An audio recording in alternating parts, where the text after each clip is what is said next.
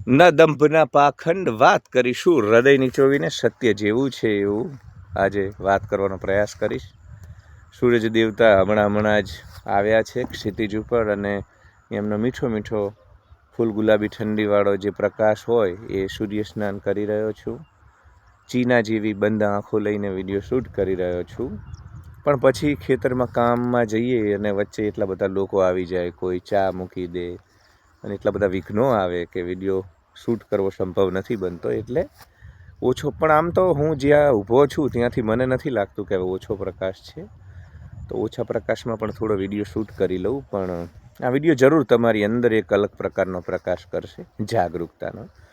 તો વાલીડાઓ, હમણાં મેં એક વિડીયો બનાવ્યો હતો કે જેમાં મારા મિત્રને એની પત્ની છોડીને ચાલી ગઈ. 45-46 વર્ષ બાદ લગ્ન જીવન 20-25 વર્ષનું ટક્યું અને ત્યારબાદ આ ઘટના બની. મિત્ર તૂટી ગયો અને એક કારણ સામે આવ્યું કે સાલું જ્યાં સુધી શક્તિ હતી, પૈસા હતા, ધન હતો, વૈભવ હતો, ત્યાં સુધી સ્ત્રી રહી. જેવી શક્તિ ચાલી ગઈ અને માણસ બેંકરપ્ટ થઈ ગયો, દિવાળીઓ થઈ ગયો, એને છોડી દેવામાં આવ્યો. એટલે એ પ્રેમના ભય સ્થાનો, મહિલા સાથેના સંબંધોમાં લોકો જે જાત નીચોવી નાખે છે, પોતાના વ્યક્તિત્વને છિન્ન ભિન્ન કરી નાખે છે, તણાવમાં, ડિપ્રેશનમાં જતા રહે છે, એ બધા સંજોગો જોતા અને કેટલાક દેવદાસ મેં મારી આજુબાજુ પણ જોયા કે જે રિલેશનશિપમાં પછી મર્દ કો દર્દ નહીં હોતા હે એવી વાતો હોય છે, પણ સૌથી વધુ દર્દ મર્દને જ થતું હોય છે. એટલે બંને માટે છે, છોકરા હોય કે છોકરીઓ હોય, રિલેશનશિપ અને પ્રેમ ખૂબ સુંદર ભાવ છે, પણ એ ન રહે ત્યારે લોકો બિખરી જાય. એટલે ઘણા આપણા લોકોને એવું લાગ્યું, એમને કમેન્ટમાં કીધું કે તો શું પ્રેમ ન કરવો, શું તમે પ્રેમની વિરુદ્ધ છો? તો ભાઈ, હું તો બિલકુલ પ્રેમની વિરુદ્ધ નથી. હું તો ઈચ્છું છું કે સતત પ્રેમ કરો, કેમ કે પ્રેમના કારણે શરીરમાં રાસાયણિક બદલાવ આવે છે. પ્રેમમાં પડેલો માણસ, એનો ચહેરો તમને ખીલેલો લાગે, સુંદર લાગે, તેજસ્વી લાગે, એ માણસ જવાન રહે. તમે જોજો, પ્રેમમાં પડેલો માણસ હંમેશા પોતાની કેર કરશે. એ ટાઈમે શેવિંગ થઈ જાય, ટાઈમે વાળ કપાઈ જાય, હેર ડ્રેસિંગ થઈ જાય. તો પ્રેમની વિરુદ્ધમાં નથી હું, પણ આજની આપણી થીમ જે છે, વિષય જે છે કે છોકરી નથી છોડવાની, લોડ અને તણાવ છોડી દેવાનો છે. મારો કહેવાનો આશય એવો હતો કે પ્રેમ કરો, ખૂબ કરો, અને હું કહું એમ મારી સલાહ માનશો તો જ કરી શકશો તમે. આ ખેલ છે ને પ્રેમવાળો, શતરંજની એમાં જે ચાલો ચાલે છે ને, એમાં તમે તણાવ લેશો તો નહીં મેળ પડે. એટલે કરો, કરવાની ના નથી પડતો, સતત કરો, પણ લોડ ને તણાવ લેશો તો નહીં ચાલી શકો આ ખેલમાં. તમને કોઈ ફોન કરીને છોકરી એવું કહે કે હવે હું તારી સાથે નથી, તો તમે એવું એટલો દમ અને જીગરો તમારામાં હોવો જોઈએ. ચીંગુરો, મરકટો, કીડા મકોડા, કીટ પતંગિયાઓ, તમે એ વખતે આજીજી કરવા લાગો છો, હાથ જોડવા લાગો છો, આમ હર સંભવ પ્રયાસ કરો છો એને જીવનમાં ટકાવી લાવવા. એ નથી કરવાનું. એ એમ કહે કે છોડું છું તો એને કહેવાનું કે તું મને છોડી દે અને ચાલીને ન જતી, દોડીને જજે હવે. અને એક પણ વખત સાહેબ મેસેજ કે ફોન તમારા તરફથી એને ન જવો જોઈએ. એ વિચાર કરવી જોઈએ, અથવા તો એ વિચાર કરવો જોઈએ જો છોકરો તમને છોડીને જાય છે, કે સાલું જ્યારે હું સૌથી મોટી સજા શું છે ખબર મિત્રો? લોકોને ઇગ્નોર કરી દેવા. એટલી હદે તમે ઇગ્નોર કરો કે સાલું એનું જાણે અસ્તિત્વ જ નથી આ ધરતી ઉપર. એટલે સમજો, પ્રેમની વિરુદ્ધમાં હું નથી, પણ પ્રેમ કરતાં કરતાં દેવદાસ બની જવાની, અને જે ઉંમરમાં શક્તિ પેદા કરવાની છે, લક્ષ્મી રૂપે, સત્તા રૂપે, બાહુબળ રૂપે, સારા શરીર રૂપે ધ્યાન કરી મનને સશક્ત બનાવવાનું છે, એ ઉંમરમાં તમે તમારી જાતને વેરવિખેર કરી નાખશો તો કેમ ચાલશે? તો વાત એની હતી. અને મને પણ યુટ્યુબમાં મજબૂત બનાવવા માટે હાઈપ બટન દબાવો, સ્કોર આપો, ફ્રેન્ડ્સ ફેમિલી વોટ્સએપ ગ્રુપમાં મારો વિડીયો શેર કરો, સ્ટેટસમાં રાખો, નવા લોકો સબસ્ક્રાઈબ કરે, ઘંટડી ઓન કરે, અને દર શનિવારે રાત્રે 8 વાગે લાઈવ આવું છું, તો આ લાઈવને જોઈન કરો. તો માનસિક મજબૂતાઈ જાળવી રાખવાની વાત છે. એ તું નહીં તો ઓર સહી, ઓર નહીં તો ઓર સહી, લંબી है जमी और यहाँ लाखों हंसी, सारे जमाने में सनम તું તો હસી નહીં.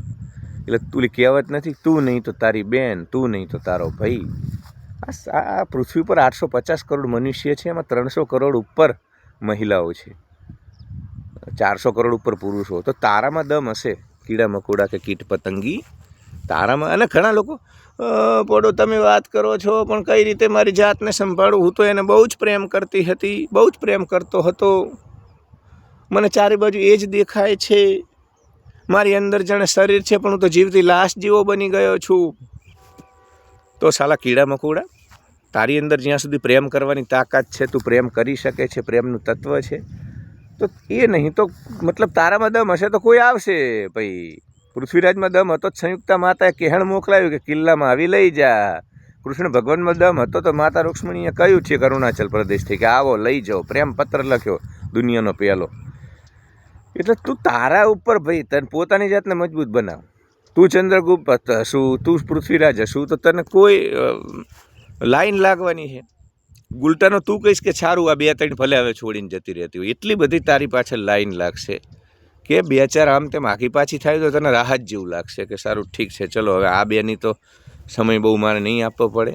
એટલે પોતાને મજબૂત બનાવો.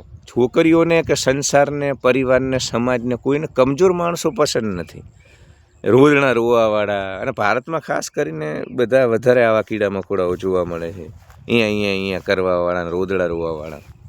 તો જાય તો જવા દો. જાય તો એમ એને કહેવાનું કે ભાઈ હાલને હાલ જતી રહે ભાઈ.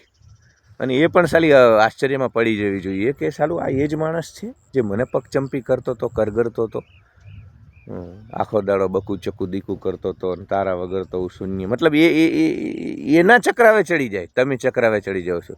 સાલું એ ચક્રાવે ચડી જવી જોઈએ કે આ તો શું કહેવાય, આને તો 1 મિનિટ મતલબ ફરક જ નથી પડતો, આને તો રૂવાણું ન ફરક્યું. કારણ કે એને મજા આવે છે, એ મજા આવે તમે જ્યારે કગરો, અને એ એક પ્રકારનો અહંકારને સંતોષવાની આ બધી પ્રવૃત્તિઓ છે. એટલે હવે મિથ્યા કોઈના અહંકારને સંતોષવાની વાત બિલકુલ ન કરશો, અને જાય અને જવા દો. આટલી જ મારી વાત હતી.